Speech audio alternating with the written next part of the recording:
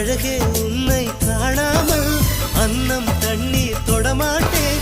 ஆகாயத்தின் மறுபக்கம் சென்றால் கூட விடமாட்டேன். உன்னை காணும் முன்னே கடவுள் வந்தாலும் கடவுளை தொழ மாட்டேன்.